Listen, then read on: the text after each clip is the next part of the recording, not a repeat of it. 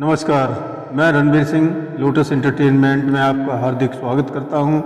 मित्रों, वाल्मीकि रामायण के अनुसार राजा दशरथ के पुत्र राम लक्ष्मण भरत शत्रुघ्न का विवाह सीता उर्मिला मांडवी तथा श्रुतकीर्ति से हुआ था।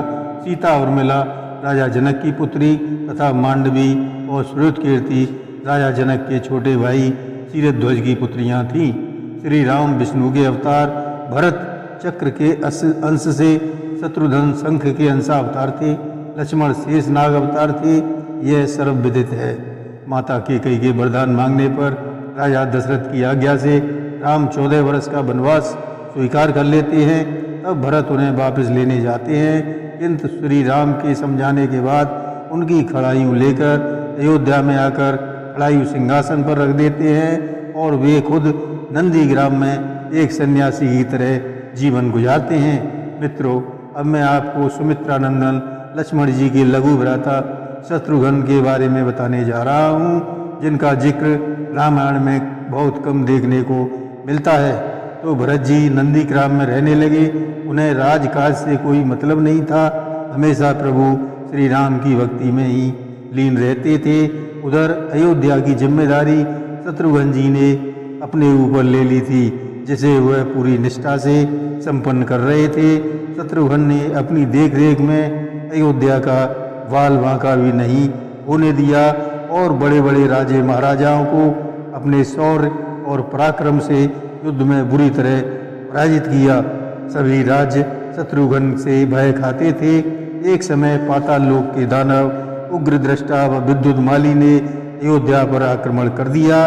वे दोनों ही राक्षस भयानक मायावी थे। दोनों ओर से घनघोर युद्ध हुआ, जिसमें शत्रुघ्न ने दोनों भयानक राक्षसों को परास्त किया तथा उनका वध कर दिया और इस प्रकार अयोध्या को राक्षसों के आतंक से मुक्ति दिलाई। 14 वर्ष का वनवास पूर्ण कर श्री राम अयोध्या आते हैं। तब उन्हें मथुरा के राजा लवणासुर के बारे में बताया कि कैसे उसने अपने पराक्रम से कई राजाओं को अपने अधीन कर लिया है। इसलिए श्री राम शत्रुघ्न को मथुरा पर आक्रमण करने का आदेश देते हैं। लेकिन इससे पहले मैं लवणासुर के पिता दैत्यराज मधु के बारे में बताना चाहूँगा। मित्रों, राक्षस राज मधु ने महादेव की कठोर तपस्या की।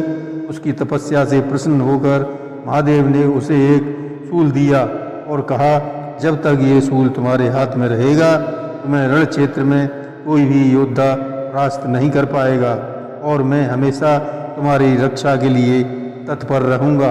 मधु की मृत्यु के बाद उसका पुत्र लवणासुर मथुरा का राजा हुआ तथा शूल के मद में लोगों को आतंकित करने लगा। तब उसे सबक सिखाने के लिए श्री राम अपने भाई शत्रुघ्न को भेजते हैं। दोनों ओर से घमासान युद्ध शुरू हो जाता है। शत्रुघ्न के पराक्रम से बौखलाकर लवणासुर उन पर शूल से वार कर देता है, जिससे वे मूर्छित होकर पृथ्वी पर गिर पड़ते हैं। तब स्थिति का लाभ उठाकर लवणासुर शूल को एक तरफ रखकर खाद्य सामग्री एकत्रित करवाने में व्यस्त हो जाता है और अचानक शत्रुघ्न जी मूर्छा से खड़े हो जाते हैं। इससे लवणासुर को संभलने का मौका भी नहीं मिलता। शत्रुघ्न राम के दिए बाण को उसकी छाती में धंसा देते हैं। इस प्रकार लवणासुर मारा जाता है। लवणासुर के मारे जाने से क्रोधित महादेव रण क्षेत्र में आ जाते हैं। तब महादेव और शत्रुघ्न में भयानक युद्ध होता है, जो लगातार 11 दिन तक चलता रहता है। महादेव शत्रुघ्न के पराक्रम से विचलित होकर पाशुपतास्त्र का प्रयोग करके शत्रुघ्न को मूर्छित कर देते हैं। इसकी सूचना पाकर श्री राम जी महादेव को समझाते हैं। तब महादेव शत्रुघ्न की तंद्रा भंग करते हैं। ये थी शत्रुघ्न के पराक्रम की शौर्य गाथा। जय श्री राम।